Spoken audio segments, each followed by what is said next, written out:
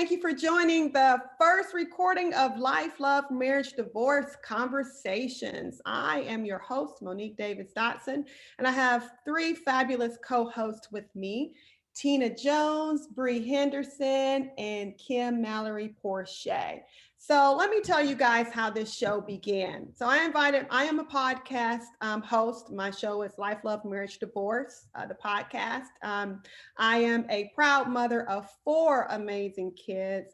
I'm a yoga instructor. I own a business called Yoga Girl Fitness, as well as I'm an author. I'm a published author. And I asked my girls here to join me on a podcast. And I asked them because we have something in common when you in the world of sports, in the world of football. And so I asked them to be on my podcast to talk about the Super Bowl between the Tampa Bay Buccaneers and the Kansas City Chiefs. As you know, Tampa Bay Buccaneers won.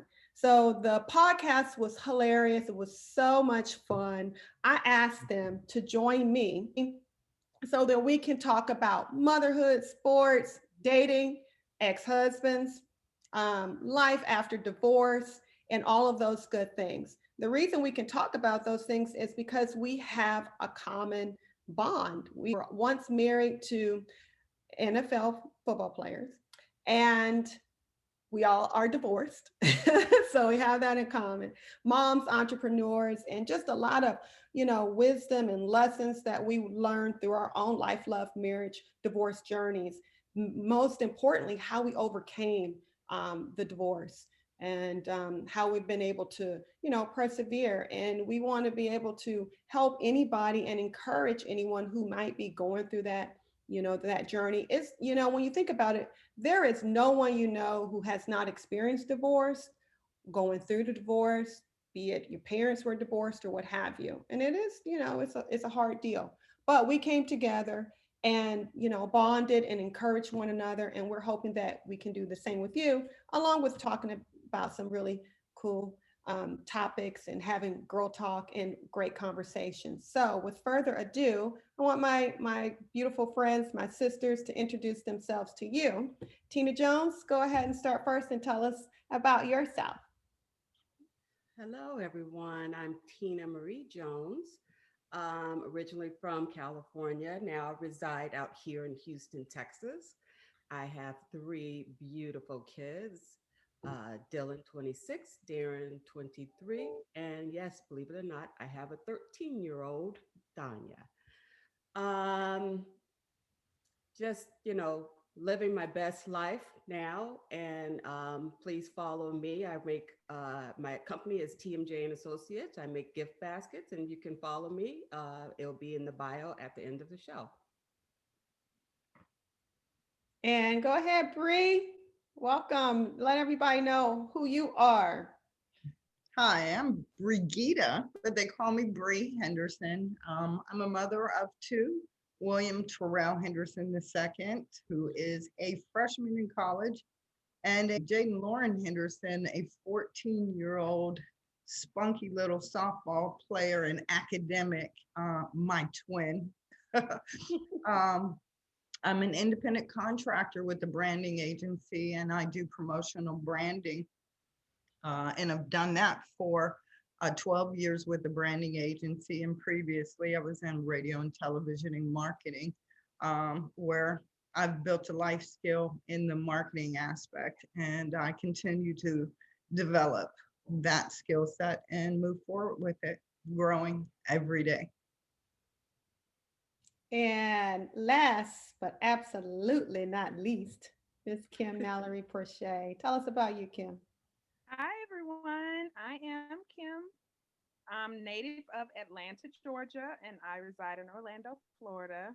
Love the sun. Moved here once I got divorced. I have three beautiful children. My oldest, Morgan, is 26.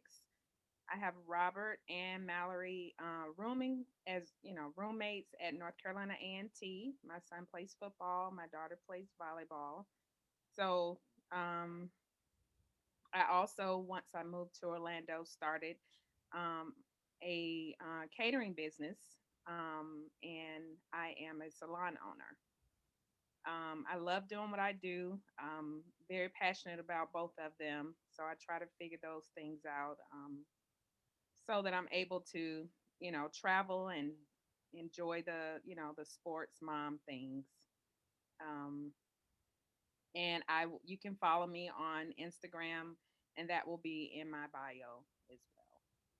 And just for you guys, you can learn more about each lady on my website, which is, you can find me at MoniqueDavisDotson.com or LifeLoveMarriageDivorce.com. And you can find, you can learn more about my fabulous co-host. Just so you guys, I mentioned that we were married to NFLers. And what's so cool, what's so interesting about that, we were all in the same division at one time. I was married to Santana Dotson. Tina was married to Sean Jones. Bree was married to William Henderson, and Kim was married to Robert Porche. And what's interesting is that Kim was with they were with Detroit, and the myself, Tina, and Bree, we were with the Green Bay Packers. So when you go through a divorce, be it public because people know you, um, and also when you are in the world of professional sports, people think that you have a certain life, and that might be because it's presented a certain way. Image was important, but it is difficult, and we know that even if you're not a part of professional sports or entertainment or what have you, it is very challenging, and to have a support system, it's extremely important. I wanted to ask my co-host, what was the hardest thing about divorce for you, and how did you guys overcome that challenge? For me, being a wife, that became my identity, Mhm. being that mother, that whole unit, and trying to sit there and process that I am no longer a part of two, but a part of one now, and changing my whole identity. Like, I'm not that wife anymore, and Mhm. letting go of that title that I held at the highest regard in my life. That was the most important thing to me, being a wife and a mother, and having to relinquish that in the divorce, of taking part of my identity Mhm. that I so profoundly stood in for so long, and having that ripped away so quickly, and then letting that go, and then understanding that that was no longer who I was. That assignment was complete. And now a new assignment began in who is Bree, Mhm. standing alone as a single mother and herself at that point. So how did you adjust to, that new assignment or that new title, of, hey, I'm not a wife, I'm a proud, mom of two, no longer married. How did you adjust? How did you heal from that? Time and God's healing, it was a process. Every day letting pieces go, dealing with those pieces and processing them. We have a tendency of sitting in places that are comfortable and stable. And I knew that some point I needed to process, forgive, release, in order to be able to release myself and begin to start healing me. And Yeah. that came through conversations with you, conversations with Tina, you know, um, going and fellowshipping with other Christians that had gone through my experience, just purging all of the pain and the hurt and letting that go, to start looking for the light and new beginnings. My kids were a tremendous factor in that. Sometimes when everything is falling apart and you're at your lowest, and you are prostrate on the ground pleading to God to help me out, you fail to realize that the people in your village are the people that God places around you to help you just lift up, just to process day by day. So I Right. would say it's a process of just walking through with faith that every day will be better, dealing with the situation and moving forward in God's strength. and bringing your village together in support. I agree That with was you. my Yeah. biggest fear, that I was going to be in this alone, Mhm. and I wasn't. What about you, Tina? I think it was what was hard for me was just giving up my family. Just, you coming from a divorced family and you want everything to work. You don't want to be that divorcee like your mom, But mine is very simple. What now that I am divorced and living on my own with my kids, I learned that uh, leaving him was gaining everything I needed for myself. And with Wow. Dotson and the Lord up above, I'm good. Very simple. I'm good Yeah. Yeah. because I gained me back. Because Yeah. everything was him, him, him. Now it's me, and I feel Yeah. good. Yeah. So mine was very simple. Yeah. And you, Kim? I mean, I think my situation, I think we all can relate to pretty much the same things. As far as hardest part is letting go of the family Mhm. aspect. My ex-husband and I really tried hard to still, even after the divorce, still coexist as a family, which was which was hard. I think um, because we still tried to do our best for our kids. For me, it was my children and how it affected them, and we still tried to coexist as if we weren't divorced, but we actually were divorced. Mhm. And for me, being a stay-at-home mom, I had to figure out what was going to be best for me and what was going to be good for me to still be there for my children in ways that I was when I was married. So that transition, I wanted to make sure I had a career that I would still be available, and Okay. that's all they knew. So the hardest part for me was being able to try and figure out how to transition from being this stay-at-home mom and wife to now figuring things out for myself, because again, I got married very young. So it's not about Robert now, it's about me and making sure that the kids were okay. But definitely God first, Mhm. brought me through, and the support of, my sisters, my family, the support. Yeah. I agree with everything that you guys just said. I met my ex-husband when I was 16, 15, turning 16 years old. So I've been with him the majority of my life. For me, in having that family, that was extremely important to me because I didn't grow up with both parents in the house. They had me fairly young. And so wanting to hold on to that, um, realizing I was losing myself, was, what I had to overcome, because a lot of times you stay in it for the loyalty of keeping the family together and sacrificing yourself. And I don't think there's anything wrong with sacrifice if it's on the same, level. One person can't sacrifice themselves and the other person is, you know, living their best life, in spite of. And I think that, that played a part of me trying to find, that line of this is not okay, and if moving past or from the situation is going to help me be better and the best mom possible, and we can still establish a family unit, then I got to get out of this, because it's doing more harm than good to my soul and to my spirit. And once I realized that my peace was way more important than staying in a place that was not of peace, then I was able to overcome that with God's help, of course.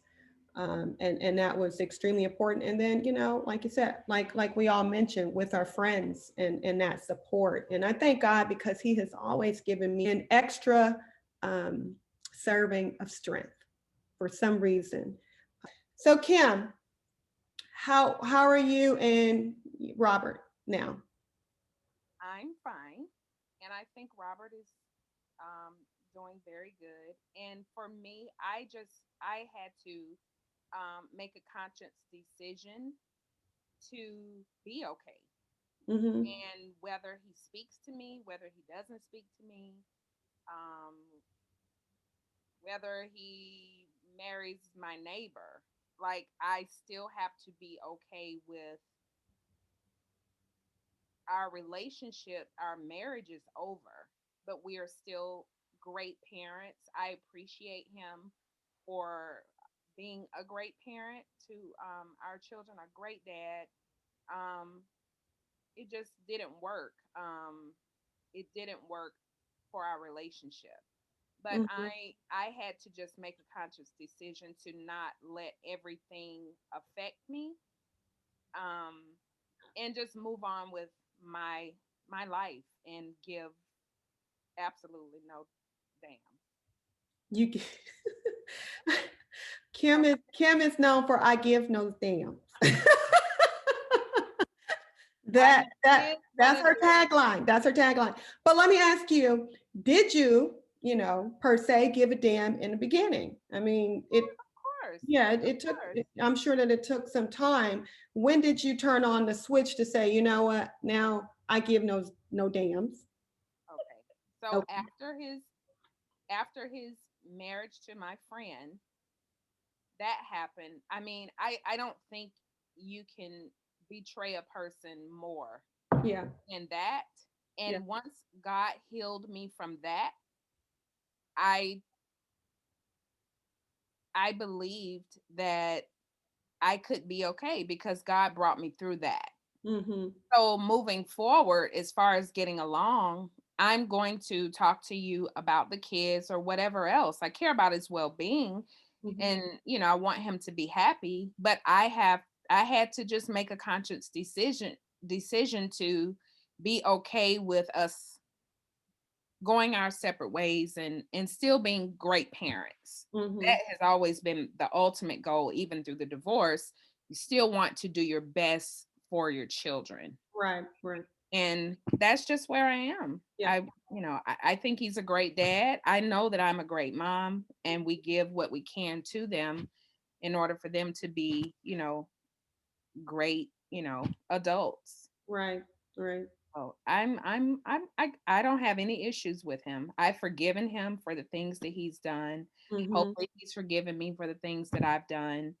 And you just have to move forward. You can't stay stuck. You can't wallow in the things from the past. You have to move forward. So I have every day tell myself I'm okay. If he does something crazy, it's okay. It will not affect me, and he is who he is. I have to accept him for who he is. I love that. And I think what really stuck out to me was the forgiveness part. Hmm. Making a decision to Every forgive with every it, day. everything. And that brings that peace, part back into your life when you're able to forgive him as well, like you said, of yourself. None of us are perfect.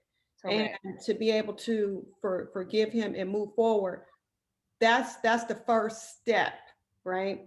And finding areas where you can meet in the middle to get along, you know, It's protecting the peace for me. protecting the peace. And part of that peace, I'm being repetitive here because somebody need to hear, you gotta start with making the decision to forgive, Correct. And right? you have to consciously tell yourself. I mean, it Yes. doesn't matter, Yeah. what happens daily. I mean, we're human, Hmm. and we're going to make mistakes and do things that we think are right. Hmm. But everyone doesn't think the way you think. Everyone doesn't carry the same heart that you carry.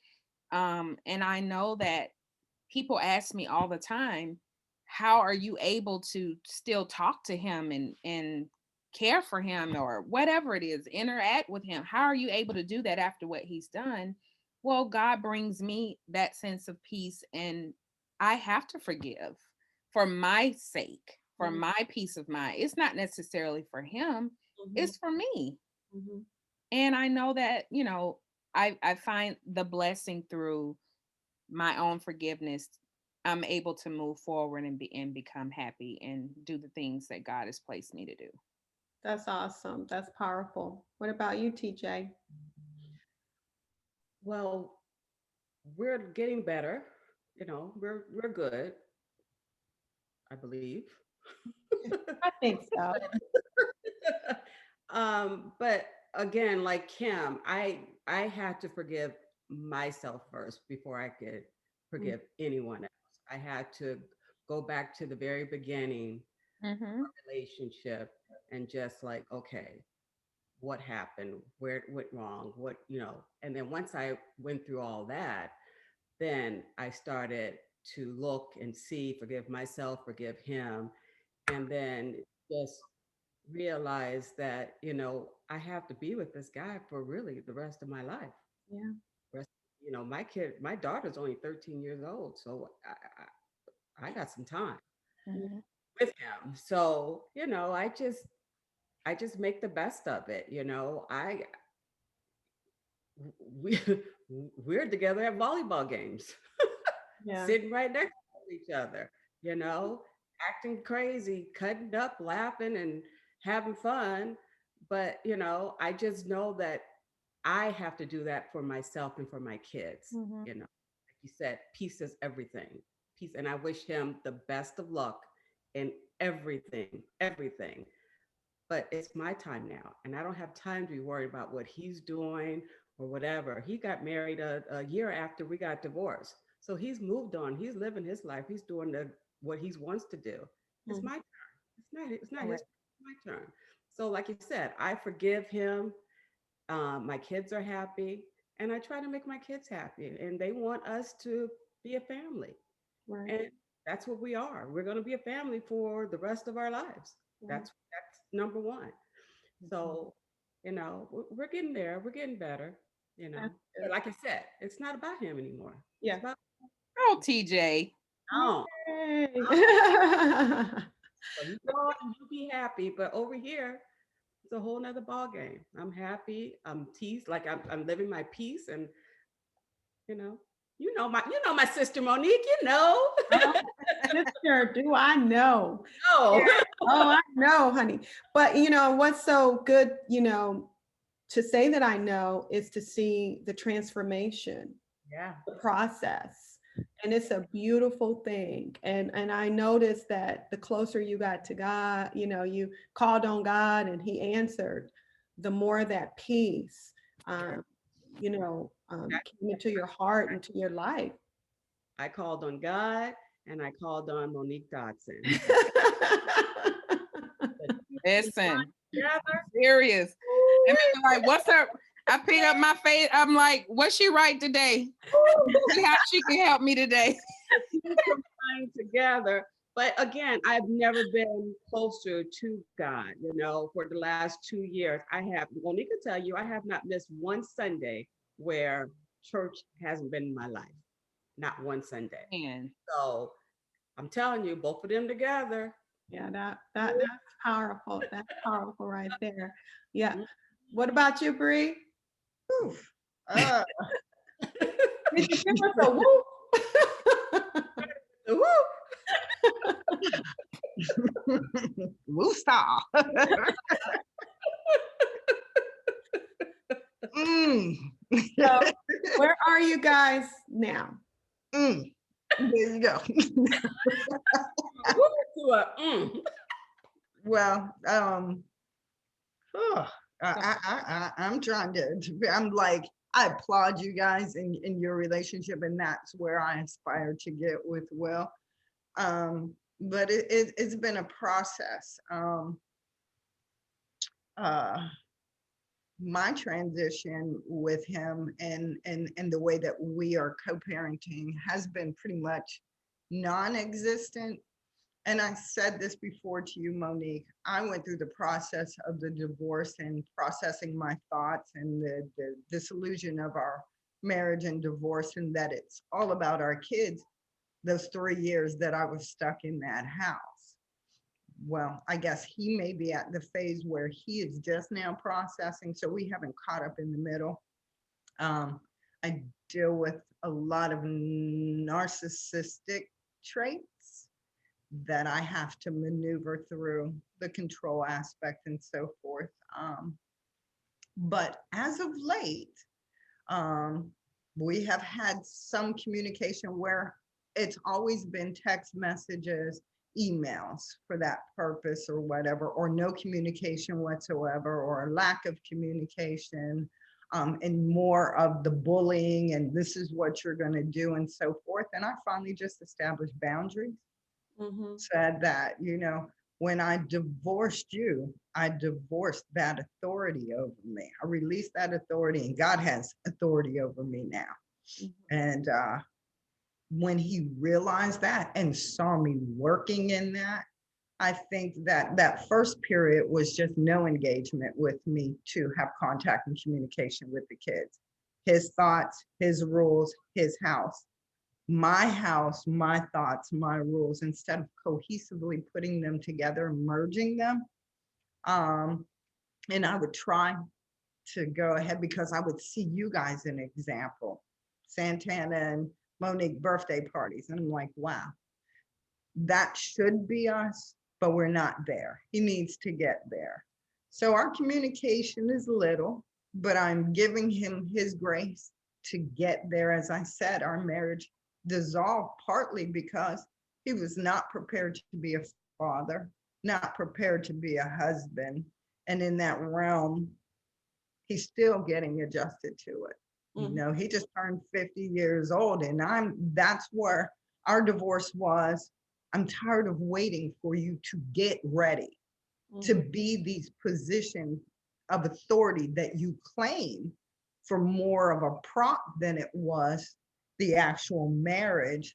So to get him to understand that co-parenting is difficult, because he still lives in that realm of, this is not something I'm good at or what I want to do. It almost seems like now he does not need the nucleus of us being co-parents because my kids are 18 and 14. So I'll just go ahead and talk to them, keep the parent out unless there's a problem. So that's where we are with it. But in light, like I said a couple days ago, he called and there was a different spirit, and it was almost an invitation. I'm glad that we're finally communicating. So I'll walk on. Yeah, that's good, and it does take time, and it's good that you have the Lord in your life, because you have allotted that time to be understanding of it, and of course we all wish we can have that, instant gratification, microwave kind of relationship. Once we reach that place of, hey, I forgave you, we never know where the other person is, and that's very challenging, when you're going through it, especially as a mom, because you realize that I'm just going to keep it real. Okay. Cause that's what we said. That's what we do when we're on here talking girlfriend talk anyway. You understand when the marriage has come to an end, and you have already divorced the thought of, um, that person in your life after hurt and pain, shame, or what have you, right? You switched as a mom because you care for your kids. And so the focus is more so, and I'm just saying it, on the family aspect than it is on the man. Right. Because after someone hurts you, that trust is broken if it's repeatedly, if it's repeated and they're not trying to repair it and be remorseful about it, right? So you can, now that focus is, okay, this is about the kids. It was about the kids when you were going through the divorce. So it's going to be the kids, it's going to be about the kids when after the divorce, right? And so for you to say, I'm trying to do this, that's the easy transition for you, or for women. And I'm not saying all women because I know men go through it too. It's an easy transition to put the kids first, right? Because you've been doing it for so long. Um, and I think, and it is my prayer, because I've always prayed this for everybody's relationship, to put those kids first and be cohesive. that if he's calling, that might be those baby steps needed to get you guys in a place where you celebrating holidays or what have you, you know. And that's good. It's good to be able to recognize that. And so we want to acknowledge that. A lot of people are going to go through the baby steps process, but the good thing to know is that you can get there. And so, Bree, I'm sure that it will happen for you guys in time. But yes, it is very challenging for the kids. But if you guys, you know, are starting where, okay, now the phone calls are happening, it'll be before long that you guys are sitting next to one another and high-fiving, you know, at a game or driving like I did with my ex-husband this weekend to go see Sine play volleyball in Austin. Oh, okay. Yeah. Baby steps. Like God, I look at win God. the game, but I'm not sitting in a car driving. Won't you do it? On this day, March 1st, 2021, he says this. Just watch. I never liked the way he drove, so no. No. No for you. No, not the car ride, but I can follow him now. I'm good with that. Or he can All right. follow me. We ain't riding in the same car. I'm just Hours up and 2.5 hours back together. And say that again, Tina. I said, you guys drove 2.5 hours up and 2.5 hours back With my together. children, with our whole family, yes. Mhm. And we'll be That's driving. God. That's That's God. That's good. That's why we put it Everybody- out there that if it can happen for me, it can happen for other people. I'm still not riding in his car because he Oh, texts and Lord. drives. That phone be like ping, ping, ping. I be like, watch the road. No, girl. Oh, you are so silly. All right, ladies. So let's move on to sports. You know, we love sports. And one of the things that's kind of stuck out to me, you know, as we talk about these trade rumors and all of this, Russell Wilson, for me, just for them to even talk about. Now, I know the way the game goes. At some point, somebody leaving a team that you think that's going to be there forever. You know, we were there with Brett Favre, and you never would have thought, okay, Brett wouldn't retire a Packer at the end. You know, he end up, you know, coming back and, you know, where they will retire his number and all of those good things. But he went off, you know, to go play for different teams. And so that's just, you know, a part of the business, as we say, right? But I guess with Russell just getting that multi-million-dollar contract, for this to happen so quickly, for me, that's kind of like, you know, what's going on. So Right. what teams do you think, you know, right now, as far as the trade rumors or the rumors that go on, and, you know, where do you think would be a good place for him to land if he's not with the Seahawks? He's the Falcon. The Falcons. He got to stay a Seahawk. You say you have to stay a Seahawk. Yes, he does. That's Yeah. his team. He has to stay a Seahawk. You know how it goes. You know how it goes. I'd Tom say Brady- New York. Tom Brady left. Tom Brady left? in Tampa. You never I would would have never thought Tom Brady wouldn't have retired as a Patriot. correct. Yeah, I'd say New York. Here's why. With him being a Which parent, team? Which team? the Jets, they need him. They're vying for him for one. His wife, get out of Seattle, come back to New York. She thrives. She can go ahead and do her business, live her best life. He can go ahead and live his best life, re-energize New York City, bring a whole new brand. And From Seattle. huh? She's still living her best life from Seattle.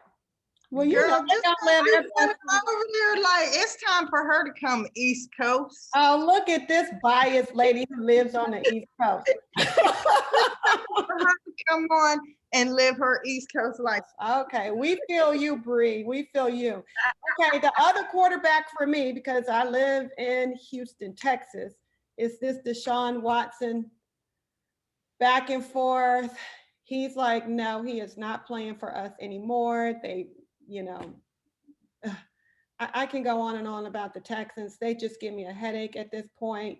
When they left when they released Hopkins and he goes to Arizona, we can't ever get a good coach here, to be consistent. But we finally get a good quarterback, and now they make him mad.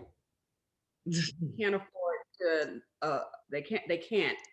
He has to. They just got rid of JJ. I And know. then now, so you can't not have both of them gone. You can't. So you got to do whatever you can to keep Deshaun here in Houston. He's not happy. I know, but money makes everybody happy. Well, he has a lot of money and he's still not happy. He can have more. Money does not make you totally happy. And in the game, but I'm wondering, go ahead. I think even after in the game, after a while, after you've made so much money, it's about winning. It's about getting that ring. Yeah. It's about the titles. It becomes the money is okay, but it's all about the win. I need to get that. I'm going to say this, Bree. The money not just okay. The money's really good. That's that humbleness. But it's hard. I'm humble, but I think money is good. It's hard. A quarterback to find a team that you're going to make yours. So the Texans is his team. So if you leave the Texans, where are you going to go? What's out there? I have an idea. Okay. McNair. Yeah, they need to sell the team to some real football people.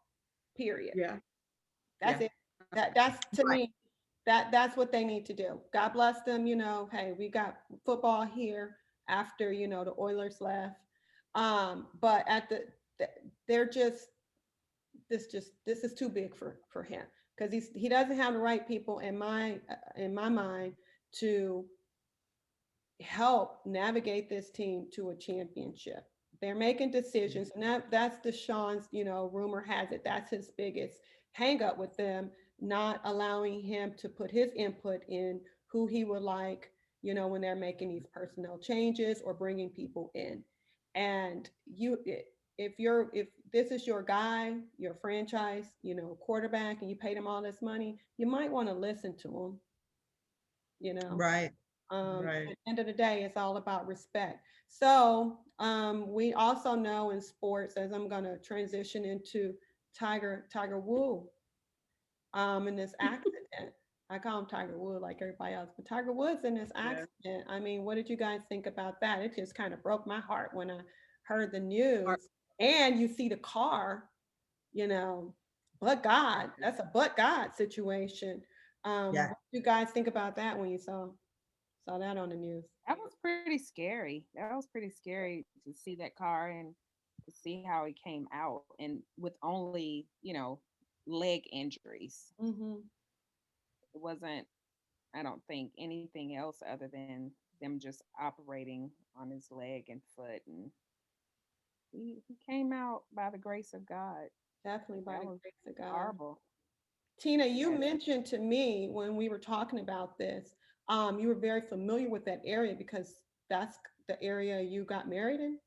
Where we got married, and it is a lot of rolling hills. It's very mountain, hilly, beautiful area. But like one of the officers said, I don't even know how he survived this. He just came off of back surgery. So now he's going to have to learn how to walk all over again. It's going to take a couple of years. It's just awful. But knowing Tiger, like we know Tiger's going to be back. Yeah, right. I believe it. I really do believe it. Yeah. I think if anybody, because I think Alex Smith, as we know, he was able to come back. And I think that Tiger definitely has the drive, the mentality. If it's anybody, now we care about his health, that's the most important thing. But at the same time, I think if somebody was able to have a comeback, it could be him. What did you think when you saw it, Bree?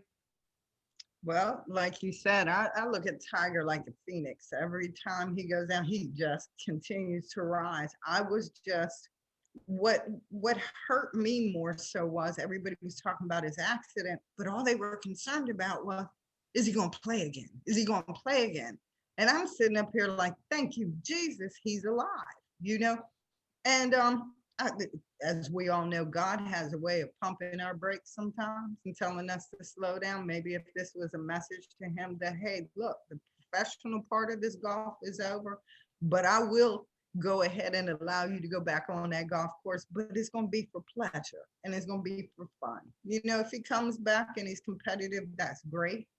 But if he doesn't, and he's just able to go out there and swing a golf club Correct. for the love of it, then I say, hey, God has done what he's supposed to do. Amen. And that's God's will. So, Yeah. I mean, he has every record that is out there. He has a standard that everybody can reach and strive for. So, I mean, if anything, his legacy is there. We just wish that he continues to heal, that he finds strength in the Lord, and that, you know, he'll never be the same. He might come out even better. So I agree with that. I think that's just a part of our, you know, the testimony. When God allows you to see, you know, or make it to another day, it's just a part of your testimony. And he's had quite a journey, and he's been able to overcome, you know, certain Amen. challenges in his life. And, you know, I pray and I look forward to watching him overcome this one as well. And nobody said the overcoming has to be pretty. Sometimes our overcoming is our ugliest. But we overcome it. But we overcome. That's right. I Amen. mean, you know. Amen. And now his son can walk into his footsteps because he's like training his son, and his son is really good. Very Yeah. good. Yeah. His son is very good. So Yeah. maybe it'll be his son's time to shine. Or his daughter. Yeah. Mhm. We are praying for you, Tiger. How come Monique had me hooked on Bridgerton? Oh, girl, I binge watched that. Watched all 8 shows in like one day. Don't talk about it, 'cause I haven't finished. Hours, I couldn't stop. I just knew I was just going to watch 4, then I'm going to stop, and I'm going to watch it again tomorrow. I told her she wouldn't be able to stop watching it. I heard after the 3rd episode in season, is it season 1? How many seasons is it? It's the first season. First season. Yeah, I've only gotten to episode 2. So Okay, I heard like once you get to 3, you can't stop watching it. that's what I'm saying. That's what I was telling her. I was just like, okay, it's episode 2 and and episode 3. And then when episode 4 came, I was like, oh shoot. Okay. I think I started watching like 1 o'clock in the morning. Yep. She told me. That's how Ozark was for me. That's how Oh, I Ozark loved was. Ozark. I loved Ozark too. Tina was like, I've never watched this much TV at one time. I'm texting her and I was like, oh, I can't tell you what I said to her, but I was like, oh, is she? Yeah. No, I'm Okay. he. Yeah. You're like, yep. And I was like, Yeah. Yeah. you can well, just continue to watch it. I was like, I need for you to tell me. I wouldn't tell. It was so good. It was so good. But what I was gonna say, I don't know if you guys watched Queen's Gambit, but that was really good. Oh my gosh, news guys, JJ Watt, Arizona Cardinals. I'm done with the Texans. I'm done. Headline. So now we got D Hopkins and JJ back together again. It's on. It's on. I mean, oh my gosh. We were just talking about Okay. just got a news flash on that one. I'm happy for him. I hate that he's gone, but I started watching the Texans. I started following him. I know I don't follow anybody really, but when that happened, I'm like, oh, oh. Do you guys have any guilty pleasures? I know Tina's finished Bridgerton. Bree, anything that you're watching right now? Like, okay, I'm addicted to it. I was addicted to the Bridgerton. I was so freaked out that it was gone. Then what was the other one?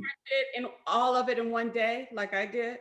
Girl, I did it on a weekend. I didn't have the kids. I sent the kids, the dog out to dance. Hey, look, when the kids go, the dog goes too. That's what I did 8 hours, and I was like, oh, it was Kim. I Yeah. know. My guilty pleasures is that, did you watch Greenleaf? Yes, I love Green Lake. I haven't the first two. They're into the second episode now, right? Or the third episode. I didn't see the first two yet. Greenleaf is done. Girl, I watched it from the beginning to the end. But it's done now. It was about 5 seasons. I think I Yeah. went through. Girl, I'm ashamed of myself, but yes. That is good. Lynn Whitfield is an amazing I have to actress. watch Oh, that. that was I'll have amazing. to watch that. Oh, I'll have girl, it's about the church and the family and the shenanigans that go on and the lessons that you learn. I mean, that I think you would love to sit down and just purge, and Greenleaf is good. Okay. My other, I'll have my other A guilty, lot of scandal that goes on in the church, Monique. A lot of scandal. across, That's across the not- board, all denominations, Yeah. the devil Yeah. love to find the church folks. They found it in the Greenleaf family. I found it in the Greenleaf. I'll have to check that out. So guys, I want to talk to you guys about the comment that was made to Halle Berry about, it was a comment that said, with all of your accomplishment, fame, beauty, it seems as if you can't keep a man. To which Berry replied, who said I wanted to keep him? I'm all about living your best life. If you make a wrong move, course correction and respin and start again. So she pretty much, kind of clap back, as we say, to this person, like, who says I want to keep a man? So my question is, why is it that it appears that it's the woman's fault if a relationship doesn't work out, that she has to be with a man, or have this relationship with a guy to be validated? What do you guys think about that? I think she spoke from a place of if it didn't work for her, she was not willing to stay in a situation that wasn't healthy for her. Yeah. So again, it's her choice, it's her life. If she's not happy, then has to move on. Um, People have issues all the time, but like you said, she's not validated by a man. Yeah. And so I agree with her speaking up for herself. Who says that I want to keep him? Right. And I think she's been in so many different relationships. It's just that now she knows that, hey, this ain't working for me. I'm out. Yeah. I'm not going to waste my time. Yeah, waste my time. And I'm going to live my best life, as she said. Exactly. and as Kim would say, I give no dams. And that's where we all are after our divorces. We realize that we are complete as ourselves, that we don't have to have that counterpart, that husband, to stand in our own. So that's where we get the voice, Kim, I give no damns, because we really don't. Really? We don't care about the judgment. We don't care about the fact that you think that because we don't have this other part of us that we're not whole. Or it's not our decision to be there. Right. It's our decision. Sometimes it is our decision. I made the Tina decision. said, I made the decision to leave. It's not always them leaving us or a situation. It's our decision. And I think people don't realize we have a voice. We have our minds. We can make decisions just like a man can. I'm choosing not to stay in a relationship that's not healthy or that I want. Right, but we come from society that women don't make those choices. The men today, make you're choices. gonna learn today, like Kevin Hart says, you're gonna learn today. I think that we talked about her having being married before, and I think at a certain age of maturity, we are blessed to be 50 and 50 plus in this group. I think with maturity and wisdom, you realize that you don't have to put up with certain stuff, and you refuse to do it. And I'm living my best life when I'm living in peace, and I think with her, she's successful. She doesn't need a man for money. She doesn't have to stay in relationships that are not, healthy. And I think that when you learn what's toxic, it's easy to identify toxicity a whole lot quicker, and get rid of it than you did, maybe in a prior or previous relationship. So more power to you, Miss Halle Berry. I love it. And Kim, going into that, what would you normally say, Kim? Um, I give no damn. Give What no can you damn. tell me that what's going on in your life right now, or that you can tell somebody not to give no damns about? Well, for me, again, it's the peace for me. It's protecting my peace and my history of dealing with situations that I allowed to steal my peace Yeah. and my joy and my own personal happiness, because just like I came in the world by myself, I'm going to leave by myself. Mm-hmm. And I think in the podcast we spoke about my father. My father passed away, but one thing he always taught me is to live your life, be happy, and don't worry about other people's opinions. Mm-hmm. So with him passing away, it has just inspired me even more to walk in not really not caring about other people's feelings or anything like that, but when it comes to the opinions of other people, live Mm-hmm. and give no dams. Mm-hmm. Enjoy your life, treat people right, do what you have to do for yourself and your family, and move on. You can't worry about, because everyone will always have something to say. Everyone will have an opinion about it. Mm-hmm. And you cannot live your life.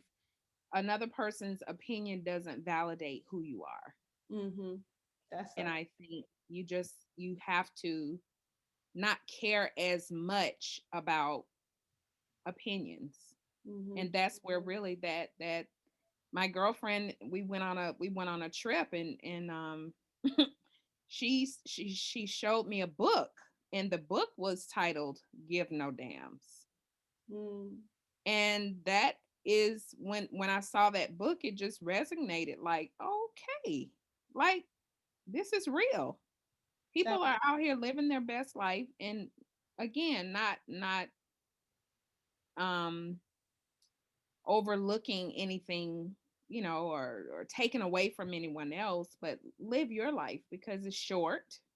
As this COVID-19 whole 2020 year has come, we've watched so many of our loved ones leave, young, old, doesn't matter. People aren't living. Mm-hmm. People are so concerned about, you know, you know, trashing each other and just talking about people, like it's too much. We deal with enough, I think, just day-to-day lives and trying to manage your own life and your own family, and to have somebody else come in and judge you or have an opinion about you and what you're doing is really none of their business. So I have developed a mentality. You've watched friends come, friends go. You've watched friends do you wrong. You thought they were, you trusted, it's a lot that goes into those words that I say, but I really mean it. Yeah. Yeah. Yeah, I really do. So when I say it, I really mean it. The piece for me. I love it. And I've taken it a part of, to be who I am as well. And especially when you go through stuff and you experience certain Yeah, situations, certain situations, you have to be at a peace where you just say, no, I don't, you know, yeah, not it's that you don't true. you care about things that are true to the heart. Correct. Don't care about things that's trying to tear you down or judge you. Um, Correct. they don't know you, nor have they walked in your shoes. Correct. So, that's That's something. where I stand. Yeah. Well, ladies, this has been so much fun. I look forward to you guys joining me again next week, and I hope that the viewers enjoyed, just some real conversations about everything. And that's what we will continue to do on Life, Love, Marriage, Divorce Conversations.